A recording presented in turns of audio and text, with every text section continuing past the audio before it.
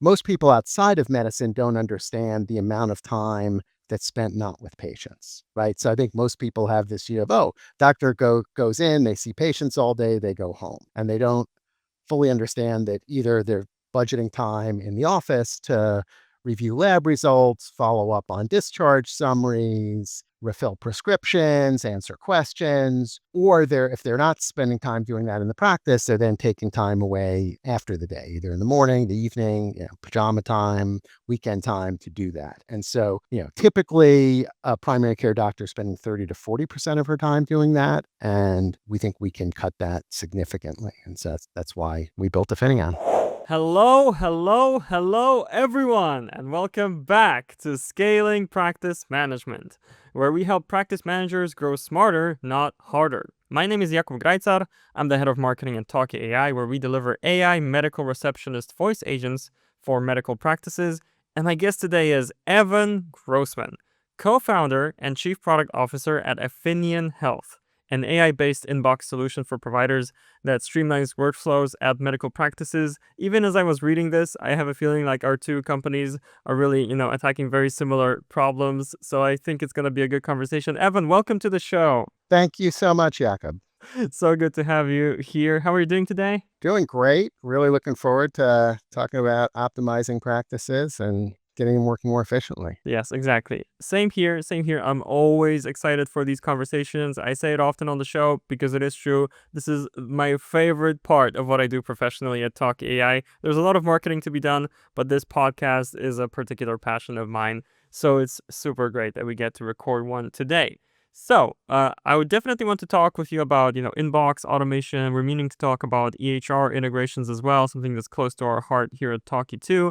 But first of all, a lot of these business podcasts, they don't really delve into anything other than business, and we try to be different. So I thought, for the watchers and listeners to get to know you from a personal side first, Evan, my first question is, what is the most fun thing you've done this year thus far? Wow. So I'm a big skier, and I did a ski racing camp with Olympian Phil Mayer back in June at Mount Hood, where I spent 4 days really honing my ability, which was great. So that'd probably be there. But I also did an amazing bicycling trip through Norway and Sweden, which is on the list. So this has been a great year for me, Jakub. Okay, that sounds really, really cool. Scandinavia. I've been meaning to visit. I think I'll finally be able to do that at some point. So you mentioned you love skiing. What's your like? I've never been able to get into that. Not that I give it much of a shot. What's your favorite part about it?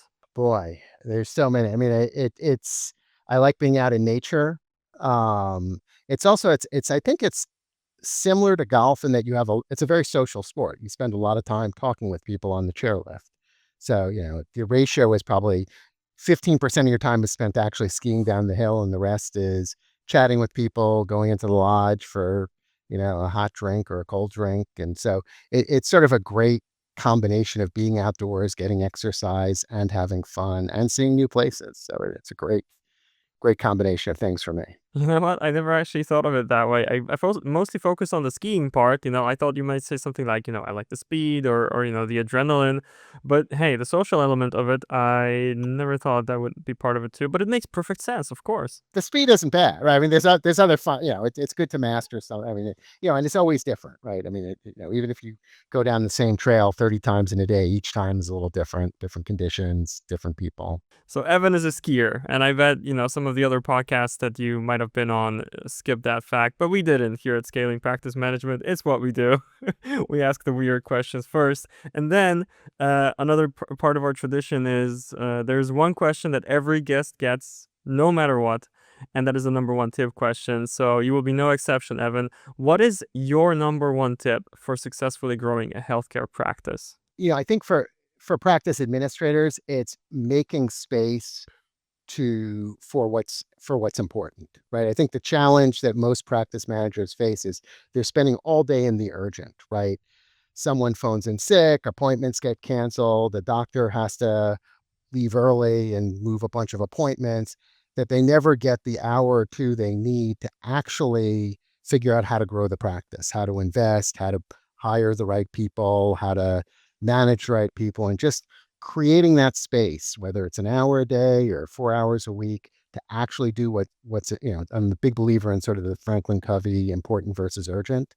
And especially in a practice, getting a few hours to really do the important, because you can spend your whole life as a practice manager just doing the urgent. It's so easy, but then you'll spend all your time doing the urgent because you never took the time to do what's important. And so if you take a little bit of time to invest, and let a few things fall by the wayside, it almost always pays off because then you're bringing in the resources to scale and to manage the other things. This reminds me of you mentioned Covey. Stephen Covey had the book, The 7 Habits of Highly Effective People. I used to be obsessed with that book. I used to like recite the 7 habits. This is so cringe. I used to recite the 7 habits to myself in the mirror, for like 3 months. Yes. And the one that comes to mind is the last one. I think it was called Sharpen the Saw. You need to take time to kind of think about, the higher level, your tools, how you're getting work done. Because if you never sharpen the saw, you'll put in a lot of effort for not a lot of return, right? Right. Yeah. Dull saw takes a lot longer to cut through the wood. If you take a few, it's sort of, measure twice, cut once. Like you do, ounce of prevention is worth a pound of cure, however you want to think of it. But spending a little time up front always saves time in the long run. Yeah, exactly. I feel like that connects to kind of what we have lined up for the rest of the conversation. But did you have any, particular personal tips? I feel like this applies as much to running a practice as to running a business in general. How do you carve out time for the important? Is there a particular method that you found that works?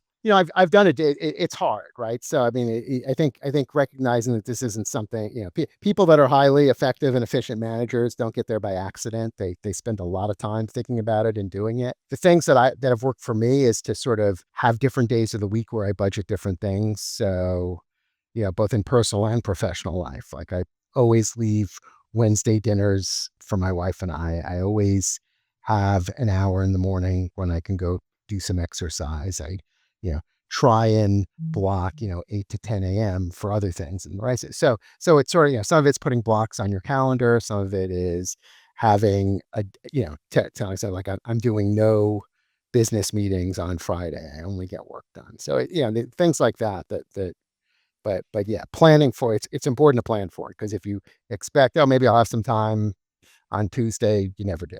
Yeah, I think humans respond well to that structure. When you think about it, we already have those structures in our lives. I mean, it depends definitely on the type of work that we do, but at the very least, there are the work days and the weekends, right? Mhm. Or the 9 to 5. So we already have a lot of time boxing in our system, so to speak. But taking it one step further and being more detailed with it, I definitely agree that can be a really effective, way to carve out time for what's important, or at least the various areas you need to take care of, right? All right, thank you for that tip. And I feel like we're going to be touching upon this, as we go on further in the conversation. Next, I think it's really important for the watchers and listeners to understand Affineon, right? So I talked about how you tackle the inbox problem at practices, but could you share a couple more words about Affineon, about yourself, how you got here? Sure. So, I mean, what Affineon does is we save busy providers 3 to 5 hours a week and typically other practice staff about the same amount of time by triaging and doing work so they don't have to do it in the inbox. What most people outside of medicine don't understand the amount of time that's spent not with patients, right? So I think most people have this view of, oh, goes in, they see patients all day, they go home, and they don't fully understand that either they're budgeting time in the office to review lab results, follow up on discharge summaries, refill prescriptions, answer questions, or if they're not spending time doing that in the practice, they're then taking time away after the day, either in the morning, the evening, pajama time, weekend time to do that. And so, typically a primary care doctor is spending 30 to 40% of her time doing that. And we think we can cut that significantly. And so that's why we built Affineon. So I was meaning to ask about that, but okay. But first, could you say more about yourself, your role at Affineon? What's your work? Sure. So, my job is defining the direction of the product, making sure we're actually delivering value to doctors in their practices by saving time. I've been in product management. I've been in healthcare technology for the last 15 years in a range of different roles. And so I think I understand the challenges of getting technology that meets a doctor's needs because doctors have very different needs typically than other technical users. And, they're one of the few business users that spends all day in a single application, right? There's very few other users who spend their whole day in one application. If you think of, even practice managers are moving back and forth between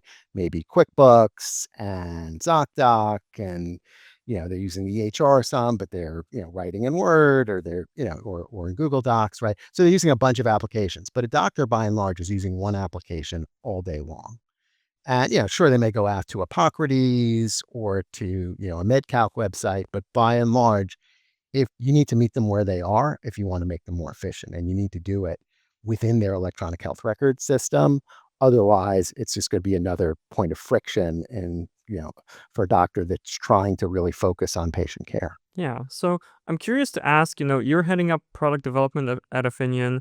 You're talking about, how the providers are using how they're interacting with technology each day versus the practice managers. I just wonder, as a whole, what is it like to develop a product like this? You're in the AI space, you're in the healthcare space, what are some of the challenges there? I mean, it's actually a lot of fun right now, right? I've been developing products for a very long time. And, it used to take 6 months to 9 months before you could even kind of see what the screen was going to look like, let alone try it out. And with Affineon, we got live with the doctor in 2 months because, the benefits of AI, the benefits of integrating within an existing EHR.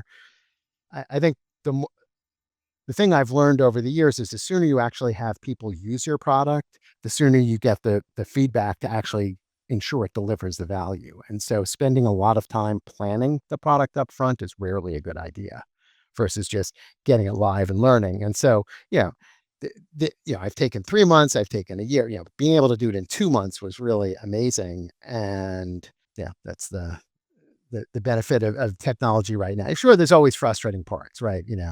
It's very challenging with doctors because you have 10 doctors, you have 11 different opinions on how the screen should look and what you need to do, and how it needs to work. And every doctor's practice is very different in terms of how they want to manage their patients, how they want to track things in the record. So you have to really be flexible to meet them where they are and provide a system that's going to work the way they want to. We talked about skiing. I think the reason doctors really don't like EHRs is many of them are like sort of my first pair of racing boots, which ended up fitting me really well once they changed the shape of my foot.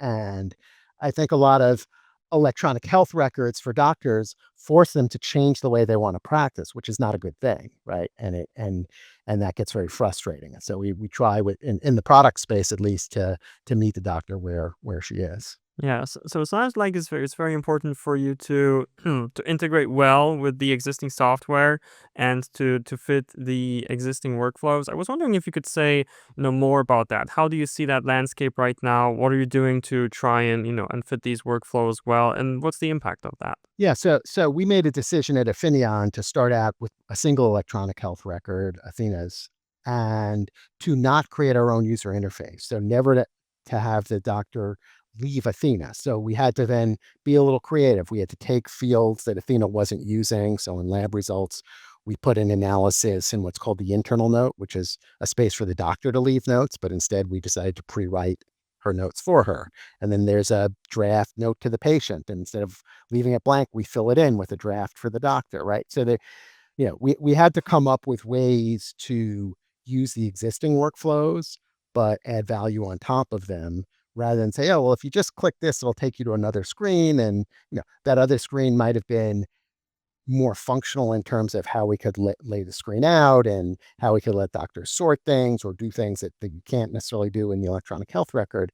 But asking any clinician to leave the system they spend most of the day in rarely is a good idea. And it's going to slow adoption, it's going to create friction. And so, even though we had to give up some things we would have wanted to do and some features we would have wanted to add, I think it's worked out well because every doctor, when they start using our product, it's just there for them. They don't have to learn something new. They don't have to remember to click someplace different. It's the same product they were using. There's just now more data in it the day they go live. Yeah, I feel like that really tracks. So this is something that's close to our hearts here at Talkie as well. The feedback that we got, we experimented with with having like a non-integrated version of our product, which could technically work with any EHR, right? when people called our AI agent, the call, the transcript, all the data landed in a separate platform, and then there was the work of moving it. But what we heard from practices a lot of the time was, I want the call to land straight in Athena, or straight in ModMed.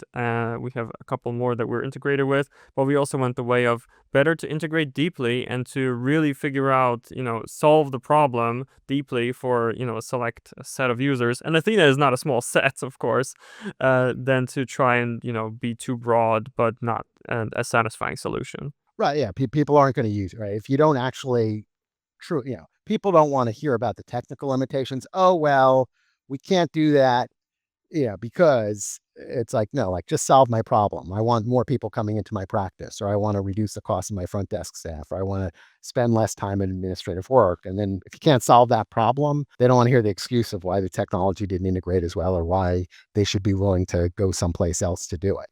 So I'm obviously, interested in talking with you about, how you're building your product, how we're building ours. I have a feeling though, given who we want to talk to within this podcast, we want to talk to practice managers. It's almost as if we're talking, to the users of the product. And I wonder, from the perspective of somebody who's building one, what do you wish practice managers would know about products like Affineon, or, how this works? If you could put out a message to them, what would that be? I love that question. I think usually, yeah, we're kind of blessed in that we don't have a lot of competitors, and when a doctor sees what we do, 80% of them say, "Great, sign me up. I want to go for the 30-day free trial," and then 90% of the people stay from there. So our biggest challenge is just showing.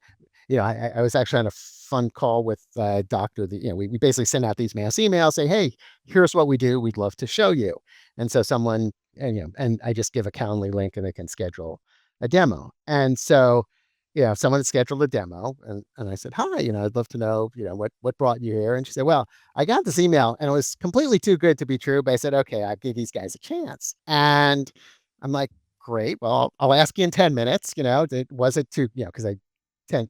And she was like, "Wow, this was actually better than I expected."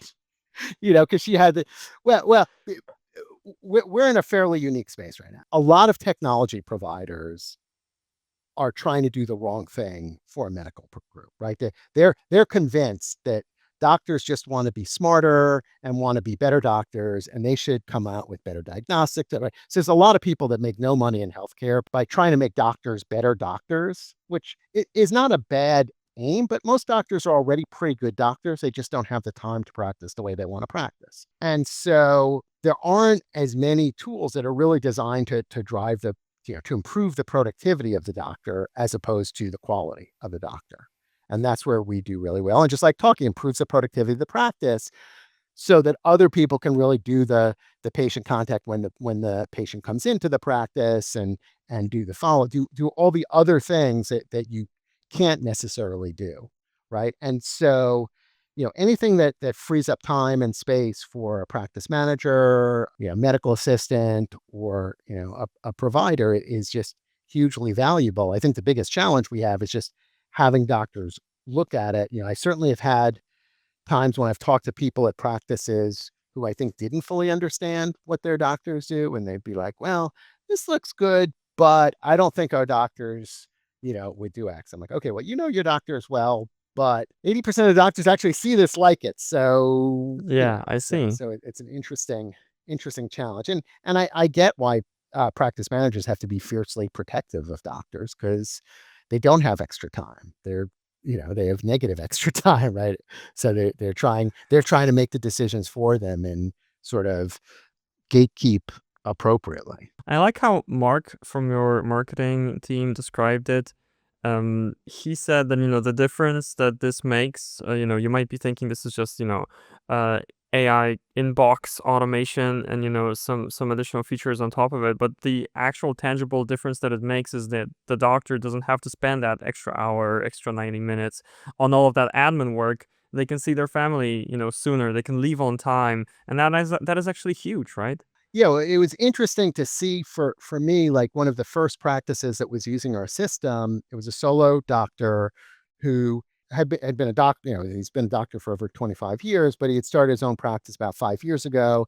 And about a year earlier, the PA that was working with him had left, so he then had both a larger panel size, and he was just overwhelmed. And within 3 months of using our system, like two things that he credits us for is he bought a boat and he hired a PA. And he bought a boat because he finally had some time on the weekends. And he hired a PA because he actually, we talked earlier about the time to do something important. He realized the only way he was going to grow his practice was by bringing in another billable provider, right? And he didn't have the time when he was so drowning in the daily, getting through his labs, getting through his prescription renewals, to actually interview, plan, do all the other work he needed to bring on the PA. And so, bringing in a solution that can make you more productive, yes, it takes a little bit upfront to get it in and get it started, but the value in terms of how you can then grow your practice and scale your practice is huge, right? I imagine it's the same thing for Talkie, right? When people bring you in, it then frees up the team to do other things that then can really help the practice scale. That's one of those things. Although, if I'm honest with you, one of the other things that we're looking at right now is that people like the product once they get to actually interact with it, once they give it a fair shake. But there's still a bit of, I mean, this is part of the exciting part, of course. Kind of, we're at the forefront, right? We were at AI companies, both of us. And, it is exciting. At the same time, there's a bit of persuasion work to be done, certainly a lot of marketing to be done in terms of actually getting people to try the product, to push through the inertia. I wonder if you have thoughts on that. I believe in trying everything, but I'm a dinosaur. I remember back when banks put in these things called ATMs, and you know, bank tellers were convinced, like bank VPs were convinced that humans really would hate the idea of going to a machine to take money out.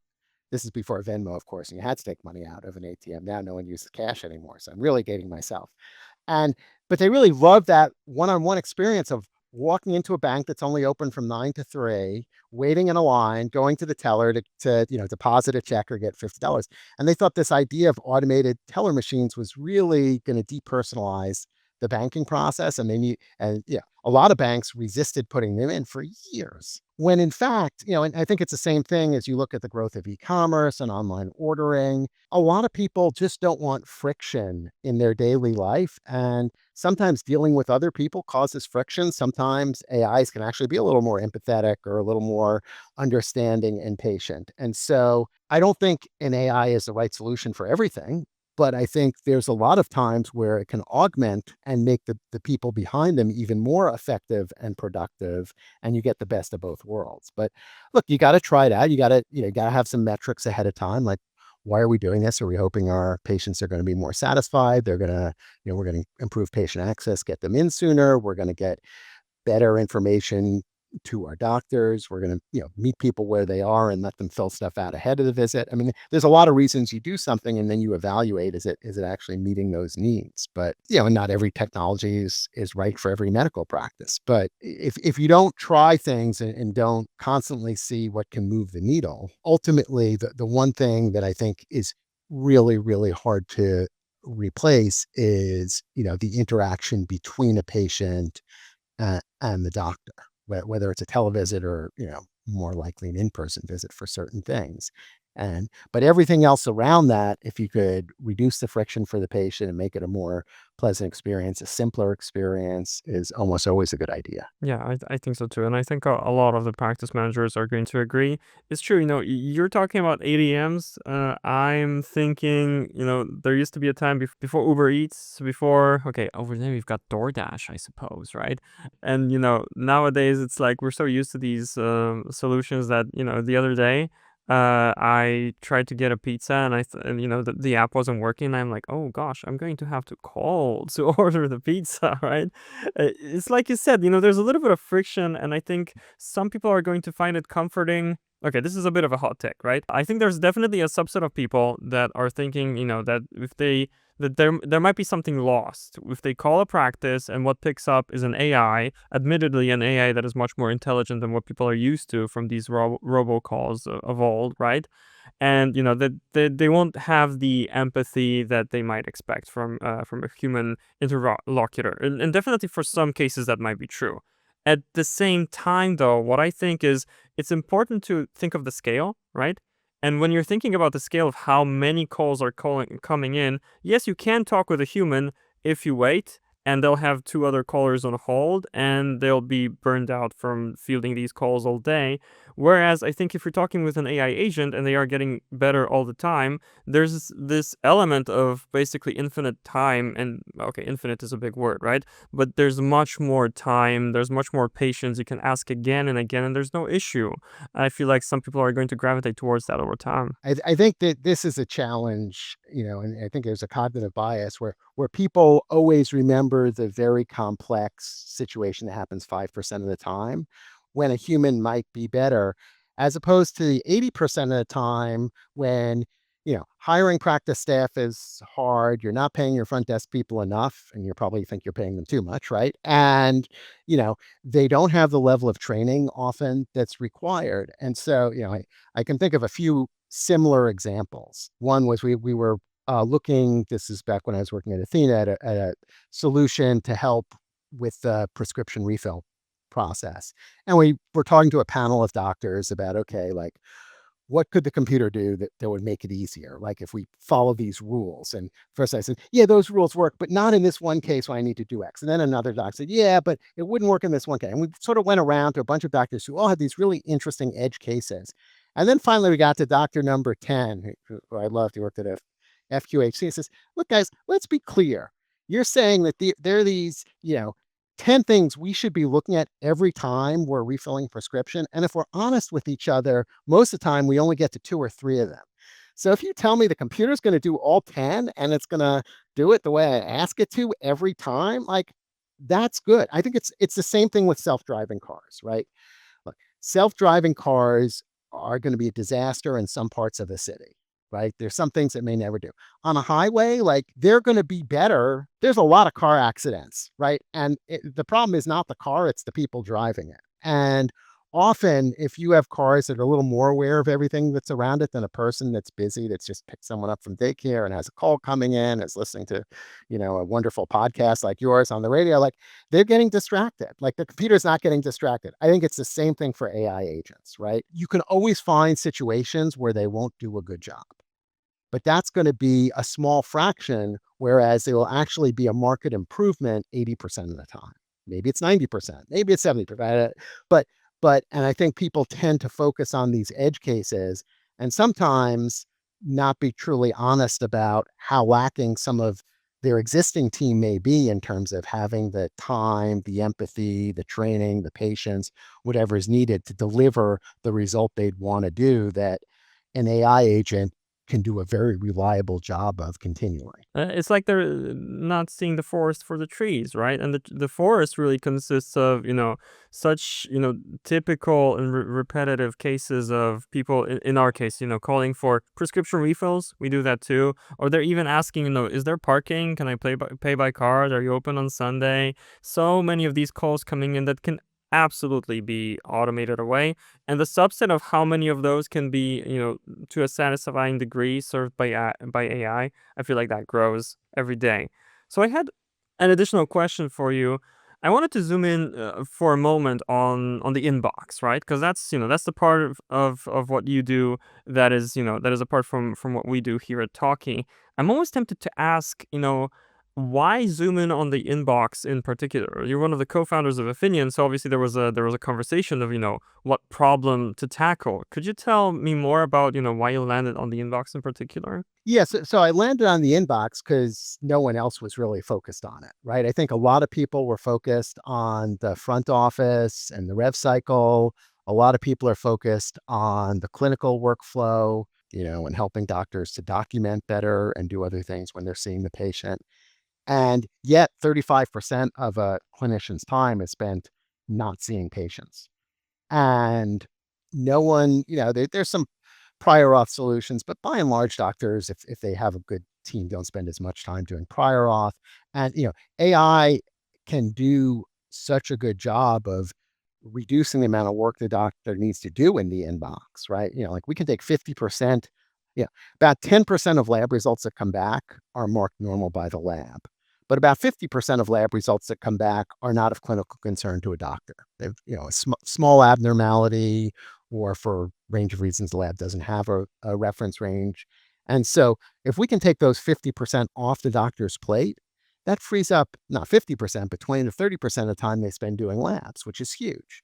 Right. And so, the reason we went after the inbox was because it's a very real problem, right? Physician burnout is an issue. Doctors are, getting paid less for seeing the same number of patients, and they're spending more and more hours doing it with all the other restrictions that are put on them. So it was actually a pretty obvious target for me to figure out how we could actually, improve, clinicians and their teams' lives by reducing the amount of work that needed to be done in the inbox. I think that's really interesting, and there's definitely something to be said for finding what's the phrase, the blue ocean, kind of where nobody else is doing the work, and and addressing something that and certainly for creating a solution that where there just wasn't one before. So I think it's I would always call it a noble cause. What's something about tackling this problem that surprised you? That you didn't expect going in. Well, I mean, there's a thousand things that I didn't know. Yeah, I think like, like lab results, which I've now spent 2 years learning far more about, how doctors order labs and get results back. It hadn't been as clear to me when we started out that understanding the intent of why the doctor ordered the lab is really important. Because normal isn't always normal, right? A simple example would be a drug screen, right? So, if it's coming back that a patient tests positive for a drug, that's really good if the patient is prescribed on an opioid. It's actually really bad if they come back negative because it means the patient may be selling the drug or diverting it for another use. On the other hand, if you're doing occupational health and someone tests positive for a drug and they're a truck driver, that could be really bad. So, like knowing, right? So the same result could have very different results based on the reason you're ordering that exam. And so, getting up, and sort of what you want to tell a patient, when you've ordered the labs to see if they can go into surgery, right? So, before surgery, most patients are required to have a primary care visit and have some basic work done to ensure that they're going to be stable enough for the surgery. And that's a very different, like, our AI wrote a really beautiful note to the patient the first time we got one of those. It was like, oh, your cholesterol's a little high. I was like, what do you mean? I just want to know, can, they go into surgery? Like, they don't need to know it. Right. And so, it was really helpful for us to then understand intent was a really important part of that. Yeah, I feel that, and we have certain aspects of that here as well. I mean, we identify the intent of the caller each time, but not to go too deep into that. I also wanted to ask you from a bit of a different side of things, right? So we talked about, I talked about being like at the forefront of things with the products that we're developing, but I would love to ask you about like what the future holds, right? So, with for example with Talkie, right now we can automate the calls, we can take the calls, make calls, but we're envisioning a scenario where it's like a bona fide agent. And by agent I mean it can also go into the chat and I don't mean chat. I mean send an email, for example, to the manager of the practice. Like, I didn't know how to answer that question. How would you answer that question? And it kind of keeps learning from that. I wonder what the future holds for your product. If you could comment on that, what's the next step? The nice thing about being a product manager is you actually don't need a crystal ball because you get to decide the future, which I love. So, we started on the highest volume of work for a doctor, which was lab results. And then we moved to prescription renewals, which was taking a lot of times from their practice and could be highly routinized. The thing we're taking on next is really exciting because it's completely different, which is the discharge summaries and other clinical documents that come into a provider's inbox. So, a busy primary care doctor may get, over the course of a month, 20 different patients that have been in the hospital for something. And the hospital appropriately sends way too much details about the patient's hospital stay to the doctor. And so they can spend 10, 15, 20 minutes reading through and it's really hard because the hospital's trying to get the doctor essentially to just reconcile the meds on discharge, do a few key things, but from the doctor's perspective, like, okay, the patient was in the hospital for they had an x-ray a chest x-ray to rule out pneumonia. Well, the radiologist may have noticed a node and noted that, but they're not going to do anything about it because they're just ruling out pneumonia. Well, the primary care doctor, it falls on him or her to then see that there was this incidental finding 5 days ago in the hospital. It's on page 43 of a 60-page report. So they say, by the way, I need you to get you to a specialist to do a follow up because the hospital saw that. So doctors spend a tremendous amount of time pouring through these very complex documents, which, by the way, they're not compensated for. And AI is really good at that. Right? It's really good at finding the needle in the haystack. It's really good at summarization. And it's also, if you program it right, really good at consistency. Because the other problem is many doctors are practicing in areas where there are 2, 3, 4 different health systems that are, even if they're all on Epic or all on Cerner, each one has a slightly different style. And so the doctors are context switching. Oh, this is a discharge summary from here, so I need to look to the last page for the meds, or this one's coming from Cerner, so it's on the third page. So I think our ability to put the key information the doctor wants, of that 50 pages of information, most of it can be boiled down to one page of what the doctor really wants to see. And if we can put it in a consistent format and they can read our one page and then go into the other 50 to confirm a few things, we're going to save them 10, 15 minutes each time, which is huge. So that's the next thing in my crystal ball, but yeah. That sounds great. Sounds like another problem that's really worth tackling. I think you described it in a way that's I'm sold on. This is something that's worth tackling next. And I can't wait to see you do that. This was honestly a very exciting conversation to have, Evan. I'm really grateful that you had a chance to come on the show. I'll put it in the show notes where people can find more out about Affineon and find you on LinkedIn, I assume. Anything else that's anything else that's important, we'll put in the show notes. But for today, I just wanted to thank you so much for coming on the show and for having this conversation with me. Thank you, Jakub. This was great. I love this podcast because really practice managers are doing really hard work every day to keep their practices running, and whatever others can do to help them be successful is wonderful. Thank you. And thank you all watchers and listeners for joining us here today. Don't forget to like, subscribe, and follow us for more episodes of the show. And I'll see you in the next one. See you.